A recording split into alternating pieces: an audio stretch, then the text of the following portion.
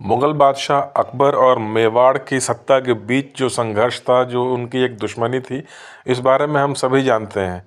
और आम तौर पर जो लोग हैं वो अकबर यानी मुग़ल बादशाह अकबर और मेवाड़ के बीच का जो संघर्ष है, जो दुश्मनी थी, उसे पहचानते हैं मुख्यतः महाराणा प्रताप और अकबर के बीच की लड़ाई के हिसाब से। लेकिन ये बात ऐसी नहीं है कि अकबर ने सिर्फ जो है महाराणा प्रताप के साथ युद्ध किया। मेवाड़ और अकबर के बीच का संघर्ष या दुश्मनी जो भी कह लें, ये दरअसल महाराणा प्रताप के सत्ता में आने के लगभग पाँच साल पहले ये शुरू हो गया था। जी हाँ, वो साल था 1567 यानी 1567 जब अकबर ने कुछ उज़्बेक जो विद्रोही थे अफ़गान की सीमा पे, जो राज था मुग़ल राज, वहाँ कुछ उज़्बेक लोगों का विद्रोह दबाने के बाद अकबर ने ध्यान केंद्रित किया राजस्थान की तरफ।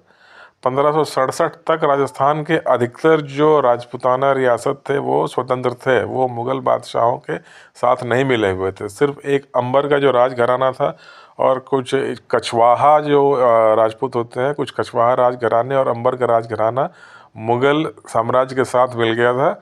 मगर उसके अलावा बाय एंड लार्ज लगभग मेवाड़ या और भी बहुत सारे जो है राजपूत स्टेट्स जो है वो इंडिपेंडेंट ही थे।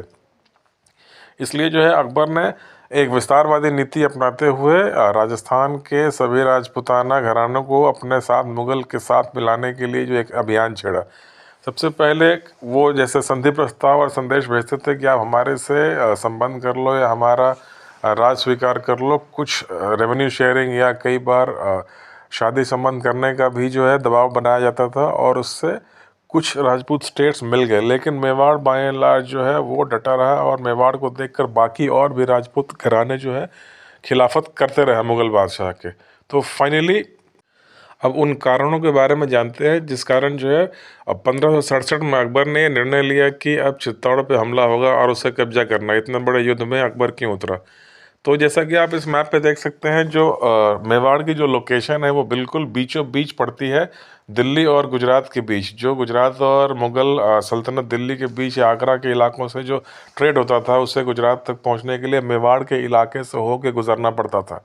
और उसके लिए जो है जो मुग़ल सल्तनत थी वो टैक्स देती थी, यानी कर देती थी, लगान देती थी मेवाड़ के शासकों को। जो उस समय मेवाड़ के शासक थे राणा उदय सिंह द्वितीय। तो एक तो ये लगान देना पड़ता था और उसके अलावा कुछ ऐसी भी खबरें आती थी कि जो मुग़ल व्यापार होता था उस पर कुछ राजपूत टेरिटरी में कुछ लूटपाट की घटनाएं भी होती थी। लगान देना पड़ता था ऊपर से। इसके अलावा जो दूसरा कारण एक था जिससे कि अकबर एक तरह से चिढ़ गया था और उसने एक दुश्मनी का भाव ठान लिया था, वो ये कि कुछ एक अफ़गान लीडर था बाज बहादुर, जो कि मुग़ल साम्राज्य का कट्टर दुश्मन माना जाता था। महाराणा उदय सिंह ने, ऐसा कहते हैं इतिहासकार, कहीं मेंशन भी है कि उदय सिंह ने बाज बहादुर को शरण भी दी थी।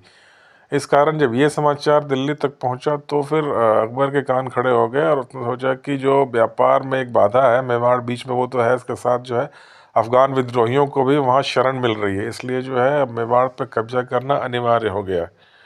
और जो इसके अलावा तीसरा ये था कि मेवाड़ सबसे बड़ा रियासत था और उसे देख के उसके छत्रछाया में बाकी जो छोटे राजपूत स्टेट्स थे वो भी जो है एक तरह से मुग़ल सल्तनत के अंडर आने से मना कर रहे थे।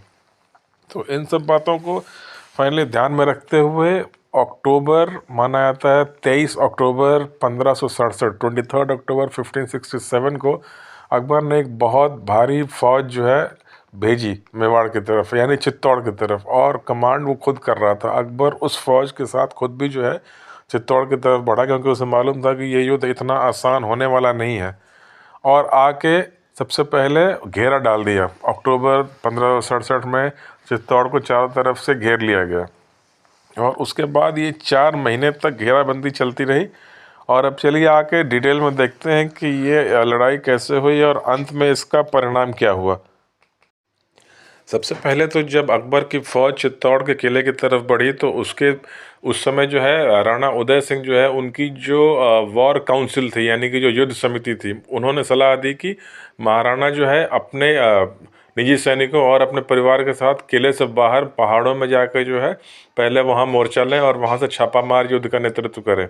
और जो है किले की जो कमान जो है वो जयमल राठौड़ को सौंप दी जाए, और उन्होंने वैसा ही किया। वो अपने निजी सैनिकों के साथ और अपने परिवार के साथ पहाड़ी क्षेत्रों में जाकर उन्होंने वहाँ मोर्चा लिया, और जो है चित्तौड़ किले की जिम्मेवारी जयमल राठौड़ को दे दी गई, जिनके साथ 8,000 घुड़सवार और कुछ बंदूक चलाने वाले और कुछ तीर चलाने वाले सैनिक थे। अब जो है घेरा डालने के बाद जब अकबर को ये पता चला कि राणा उदय सिंह अंदर नहीं है, वो पहाड़ी क्षेत्रों में उन्होंने मोर्चा ले लिया है, तो सबसे पहले किले पे हमला ना करके अकबर ने, उनका एक जनरल था हुसैन कुली खान, हुसैन कुली खान को अकबर ने भेजा महाराणा उदय सिंह को पकड़ने या मारने के लिए। लेकिन जो है वो जंगलों में या उस पहाड़ी इलाकों में वो उसे ढूंढ नहीं पाया और काफ़ी नुकसान हुआ, जिसके बाद हुसैन कुली खान ने महाराणा उदय सिंह से ना लड़के जो है उदयपुर शहर पे अपना गुस्सा निकाला और वहाँ लूटपाट करके वापस आ गया। फिर उसके बाद जो एक दूसरा कमांडर था जो अकबर का, आसफ़ खान, उसे भेजा गया। आसफ़ खान भी जो है उन पहाड़ी और जंगली क्षेत्रों में वो पकड़ नहीं सका उदय सिंह को, और वहाँ काफ़ी नुकसान होने के बाद एक रामपुरा नाम का शहर है वहाँ पास में, उसमें लूटपाट करके और सिविलियन लोगों को, निर्दोष लोगों को मार के वो भी वापस आ गया। इसके बाद अकबर ने राणा उदय सिंह की चिंता छोड़ के अब सीधा चित्तौड़ किले को जीतने के लिए अभियान शुरू किया। घेरा डाला हुआ था, उसके बाद सीधा हमला करने की कोशिश की गई पहले 1-1.5 महीने तक, लेकिन उसमें बहुत भारी नुकसान हुआ। और अगर आप आंकड़े देखें तो लगभग जो 8,000 सैनिक अंदर थे, उन्होंने 20 से 22 हज़ार मुगल सैनिकों को मार गिराया। नुकसान बहुत भारी हुआ था, लगभग 7 से 8,000 जो अंदर के सैनिक थे वो सब मरे थे, लेकिन साथ साथ 25,000 मुगल सैनिक भी मारे गए थे। और इसमें कि पहले जो 1-2 महीने थे, यानी अक्टूबर नवंबर से लेकर लगभग जनवरी फरवरी के पहले हफ्ते तक लगभग 20 से 22 हज़ार मुगल सैनिक मारे जा चुके थे। इसके बाद जो है अकबर ने देखा कि किले की दीवार सीधी नहीं टूटेगी और नुकसान इतना बड़ा हो रहा था कि फिर एक दूसरा रास्ता अपनाया गया, जो कि अकबर ने बोला कि जो उनके उस ज़माने में जो भी उस समय तकनीकी लोग होते होंगे, इंजीनियर, जो सुरंग बनाने में जो मजदूर माहिर होते थे, 8 से 10 हज़ार वैसे लोगों को बुलाया गया, और जहाँ घेरा पड़ा हुआ था वहाँ से सुरंग खोदी गई जो कि सीधा नीचे किले की दीवार तक आती थी। और वैसे सुरंग खोदने के बाद जो है किले की दीवार के नीचे आके बारूद से जो है विस्फोट किया गया ताकि दीवार टूटे। दीवार 1-2 जगह से टूटी, लेकिन उसके बाद अंदर के सैनिकों ने उसके मरम्मत भी कर लिया था। फिर लड़ाई 10-15 दिन और चली, फिर 2 सुरंग और बनाए गए और वहाँ भारी तोपें ला के उस पर बमबाजी की गई, तो कई जगह से जो है फिर वो दीवार में वो छेद बन गया, जगह बन गई, जिसके सहारे मुगल सैनिक अंदर की तरफ घुसने लगे। और ये माना जाता है कि उस समय मुगल सैनिक जब अंदर, जयमाल राठौर जो है टूटे हुए दीवार की फिर से मरम्मत कर रहे थे और कुछ मरम्मत करवाते हुए उसकी सुपरवाइजरी भी कर रहे थे। और ऐसे ही एक समय रात के समय अकबर, कहा जाता है कि अकबर ने अपने निजी जो मस्केट होता है, जो एक सिंगल शॉट उस ज़माने की बंदूक होती थी जो आपने कभी म्यूज़ियम वगैरह में देखा होगा, अकबर ने स्वयं जो है गोली मार दी, जिसमें जयमाल राठौर की मृत्यु हो गई। और उनकी मृत्यु के बाद जो है सेना में भगदड़ मच गया और फिर मुगल सैनिक आसानी से किले के अंदर प्रवेश कर गए। और अंदर घुसने के बाद जो 8,000 सैनिक थे, जो राजपूत सैनिक थे, वो तो मारे जा चुके थे। उसके बाद मुगल फौज ने अपना सारा गुस्सा जो है वहाँ किले में शरण लिए हुए एक आम तौर पे जो सिविलियन लोग थे उन पे उतारा, क्योंकि जैसे हमने पहले बताया लगभग 8,000 राजपूत सैनिकों ने मरते मरते लगभग 25,000 मुगल सैनिकों को मार डाला था।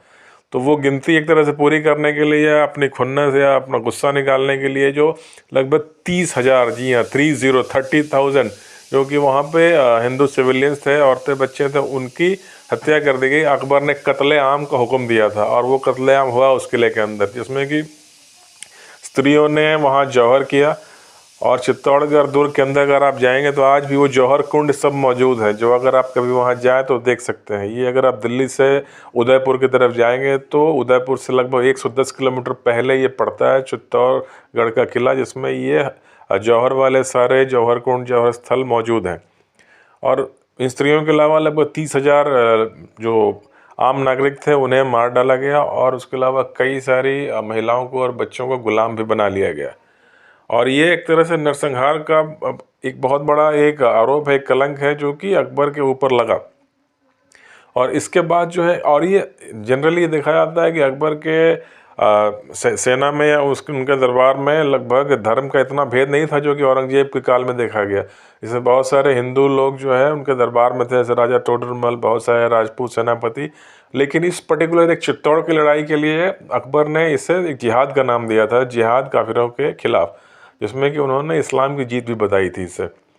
और जो है इसके बाद चित्तौड़गढ़ के किले पे कब्जा होने के बाद 3 दिन वहाँ रहने के बाद फिर अकबर चले गए अजमेर शरीफ दरगाह, और आसफ़ खान को कमांडर बना दिया गया इस किले का। और फिर इसके बाद ऐसा भी मानते हैं कि अपने महल के सामने जयमाल जी की प्रतिमा लगवाई गई मेन गेट के सामने। कुछ लोग कहते हैं कि सम्मान में लगाया गया क्योंकि वो उतनी बहादुरी से लड़े, क्योंकि 4 महीने लग गए थे। जी हाँ, अक्टूबर 23 1567 से लेके ठीक 22 फरवरी 1568 को किले के अंदर घुसी थी मुग़ल सेना, और 23 फरवरी 24 फरवरी को पूरी तरह से कब्जा हो गया था, जो शायद होली का दिन भी था। तो इस हिसाब से 4 महीने लंबा युद्ध चला। तो कुछ लोग कहते हैं कि जयमाल राठौड़ की प्रतिमा इसलिए लगाई गई क्योंकि अकबर उन्हें सम्मान देना चाहता था। कुछ इतिहासकार मानते हैं कि वो उन्हें बेइज्जत करने के लिए प्रतिमा लगाई गई, क्योंकि वो सामने प्रतिमा होगी दरवाजे पे तो द्वारपाल की तरह लगेंगे वो। लेकिन बहरहाल जो भी हो, ये थी कहानी उस चित्तौड़गढ़ पर मुग़ल आक्रमण की, जिसमें इस तरह की भारी क्षति हुई और आम नागरिक बहुत से मारे गए।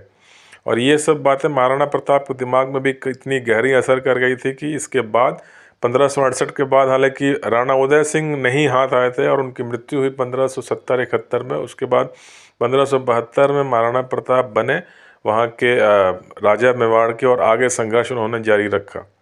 तो मेरा वीडियो को प्लीज़ लाइक कीजिए, सब्सक्राइब कीजिए और शेयर कीजिए। मिलते हैं फिर बहुत जल्दी। और वीडियो अंत करने से पहले ये प्लीज़ मेरे कमेंट बॉक्स में ये भी लिख के बताइए कि मैं अगला वीडियो किस टॉपिक पे बनाऊं, क्योंकि भारत का इतिहास अंतहीन है। और इसके साथ ही जो है, आप अगर मेरे वीडियो को लाइक करेंगे, चैनल को सब्सक्राइब करेंगे, तो मुझे मोटिवेशन मिलता रहेगा इस तरह की इतिहास की अनसुनी बातों को आपके सामने लाने के लिए। बहुत बहुत धन्यवाद।